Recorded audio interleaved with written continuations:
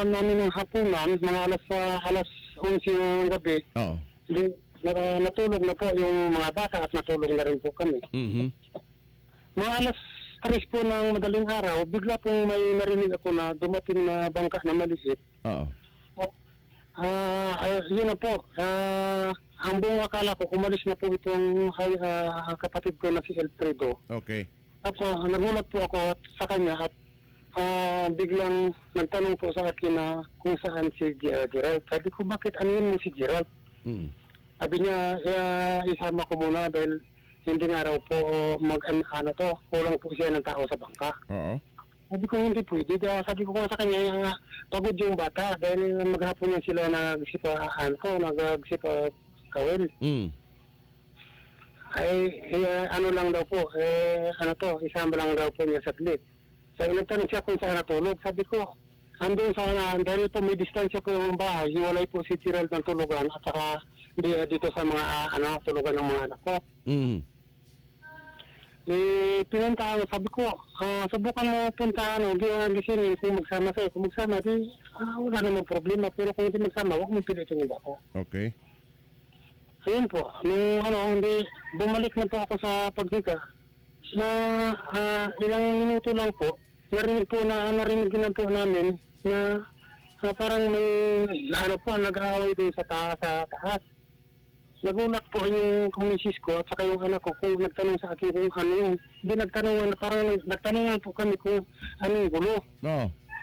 Yun nga po, pagkatapos noon, nakatakbo itong Gerard pababa na papunta doon sa amin. Pero nga po, may tama na siya. May saksak na po si Gerald, may saksak na. May saksak na po siya. Bigla bumagsak po siya sa lumapas na lang po siya sa bunto ng palapa ng niyog. Okay. At doon na po, patay na siya. Oo. Dumungo po ako sa bintana. Kita ko po itong bunso kong kapatid na ito na sumusunod sa kanya. Kumuha pa po siya dahil po yung pagdating po ng gabi na yun ng mga bata galing sa laot, No. nagsibak po ko yun ng gatong na panggatong pagluto ng ulam. Gatong. Oh. Po. Okay. Ngayon yung talakon, iniwan lang niya doon sa sibakan ng panggatong. Mm. Yun nga po, nakita nung Elfredo, yung palakon na nakalapag lang doon sa sibakan, kinuha pa po. Pinalakon pa po niya yung pamangkin namin, Naku. kahit napatay na. Nasaksak na, patay na si Gerald, pinalakol pa ni Elfredo. Kutsing. Opo, pinalakon pa niya. Kaya nga po, sinigawan ko siya. Sabi ko sa kanya, Noy, bakit yan? Sabi ko, tama na yan. Ayun na po. Grabe, Sabi niya sa akin, sinigawan niya ako na wag po akong makialam. Kaya Oo. parang nasyak din po ako. Bakit gano'n na? First time ko po nakakita ng gano'n sitwasyon eh. Sinaksak na, patay, pinalakol. Saan po tinamaan? Nung makita po ninyo na pinalakol pa ni Elfredo tong si Gerald na pamangkin niya? Ang posible po na tinamaan siya, dahil po kahit na maliwanag ang buwan, dahil nakatapak po si Gerald eh. Ang tama po doon, kung hindi po ako magkamali, sa batok o sa likid, sa likurang bahagi ng ulo. Pambira. Tumama yung palakol doon.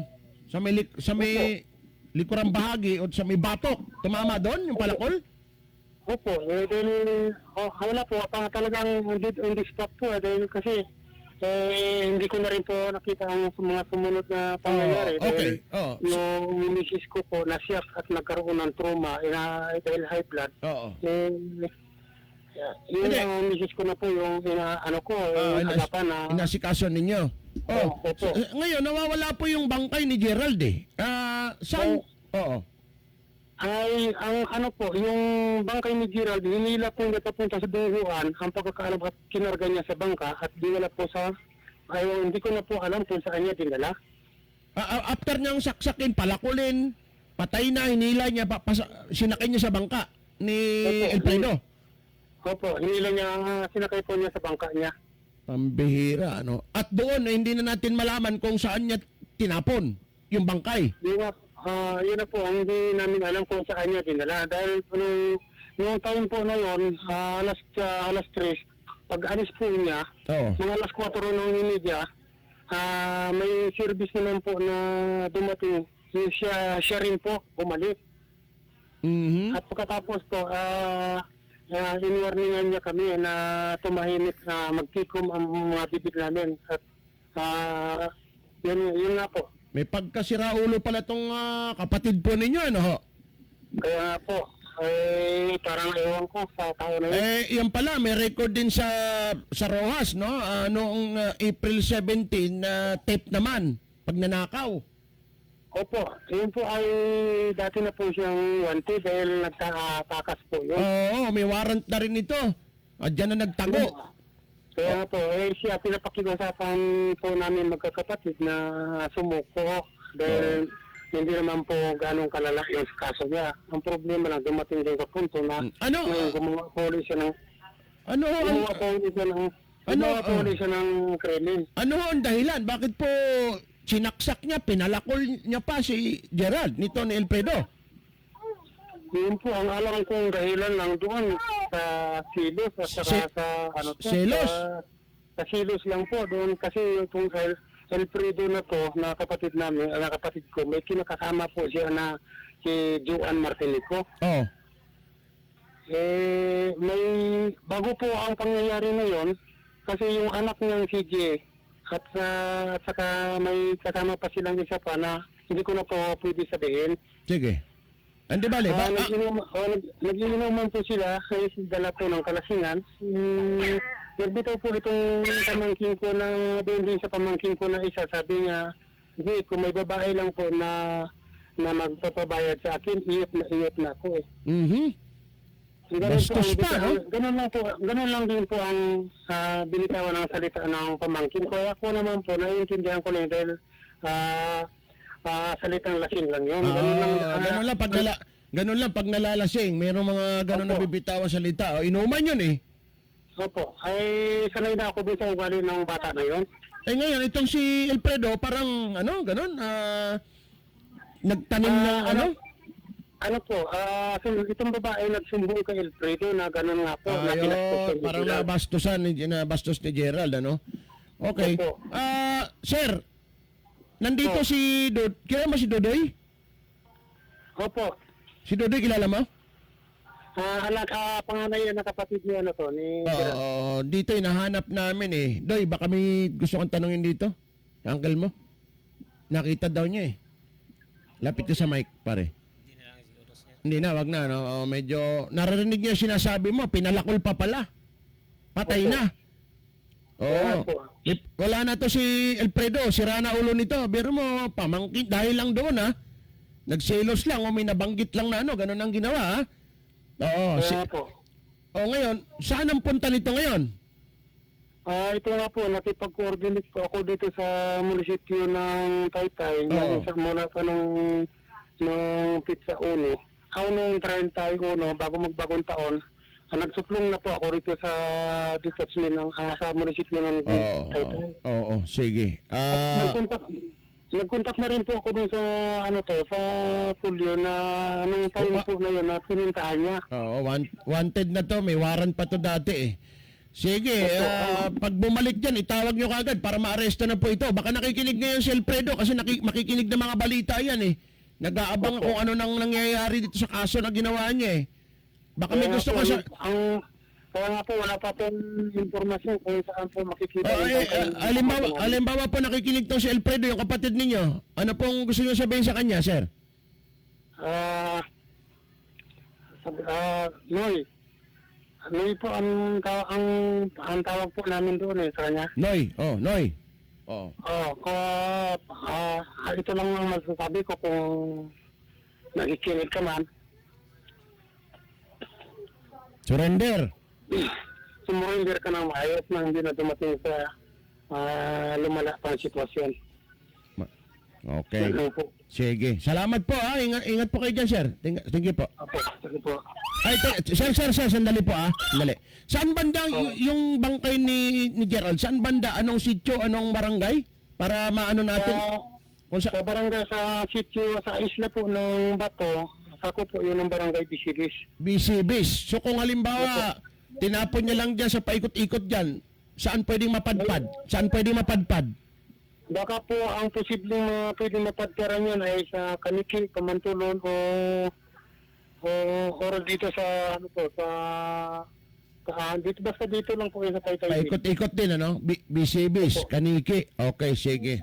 Okay, salamat po, sir. Salamat po.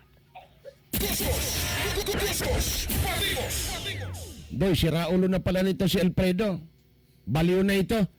Biruin mo, sinaksak, patay na eh. Sabi ni, tingin nila, patay na kasi sinaksak na eh, nakadapa na eh. Kinuha pa yung palakol, pinalakol pa sa liko sa may batok. Eh, may pagkagago talaga. Mga kaibigan, ito, delikado po yung taong ito. May record na dati yan, tape lang yan, pero ito, pumatay na ng tao, pamangkin niya pa. Diyan sa Coron, El Nido, tingnan nyo mabuti yan, Alfredo Kuching. Mga kaibigan, pamangkin niya mismo, sinaksak niya at pinalakol niya pa, patay na. No? Terrible. Sige, Doy, hanapin na lang muna natin yung Gerald, yung kapatid mo, no? Ayaw mo na yung PNP dyan, pero dapat makapag-file ng kaso.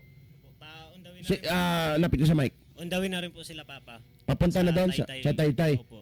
Oo, kasi kailangan makapag-file ng formal complaint din doon para ma-file itong kaso. Kung hindi man umabot sa kung ma-arresto man yan, ma-inquest, kung hindi regular filing, no? Alam ko matindi yung galit ninyo dito sa uncle ninyo. Talaga to? Kasi nakadapa na base doon sa salaysay ni di ba? Opo. Wala na eh. Wala na. Parang wala na rin masabi. Pinalakol niya pa sa likod. Sa ulo ang tama. Palakol talaga.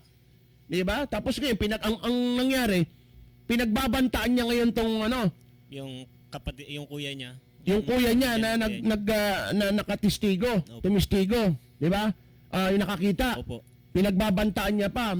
Gago talaga. Di ba? So ito magiging wanted na to. Ewan ko kung magsusuko pa to o nang dahil lang dun sa babae. Selos, no? Alam naman pag nakainom hindi naman talaga natin makontrol yung mga sinasabi.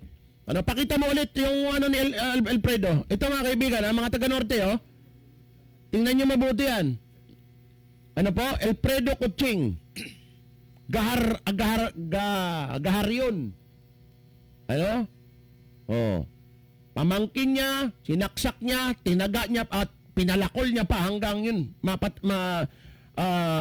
mapatay niya at sinakay sa bangka yung victim diyan sa may Kaniki, BCBs, diyan niya tinapon. Kung mapadpad sa inyo, pakita mo ulit yung picture ni Gerald. Kuching, may tattoo po yan. Pagka medyo halimbawa, bloated na, may tattoo yan dito sa kanang balikat. Ano yung tattoo niya, Doy? Pabilog lang yun, sir, na... Pabilog? Opo, pabilog lang. Yan ang palatandaan. Yan si Gerald Kuching. Meron din niyang taga sa may likod na liig. Liig po. Dito, Tatlong taga. Tsaka sa ulo. Tsaka sa tatlong taga. Opo. Tapos may hiwa dito sa may kanang balikat. Kanang dibdib pala. Oo, mga kaibigan, Parang narinig ko na to si Kuching. Opo. Yung dati pa nabalita na ba to? Opo, Si Gerald? Opo. Sa Bangkaw-Bangkaw? Opo. Oo, yun ang nangyari nun, Sige, anyway, Doy, hanapin muna natin to, tapos yung uncle nyo na yan, hinahanap din, ng mga otoridad. Mabuting tatay mo, papunta na doon sa, Taytay. sa Taytay, para maayos, no? Pero ito, negative na to, yung nakita doon sa Coron. Pakita mo ulit yun, Bon? Nung inimbestigahan natin, hindi ito si Gerald Kuching. Kung hindi itong nakita dyan sa Coron, yung nakikita nyo na yan, ay si RJ Silverio Felipe. 48 years old dyan, nitibo ng Kaluya Antique. Tinaga din yan. Saliig din. No? Kaya itong pamilya Kuching kahapon, nagdududa na baka ito yung kapatid nila. Kasi sa likod yung tama eh. Yung si Gerald Kuching,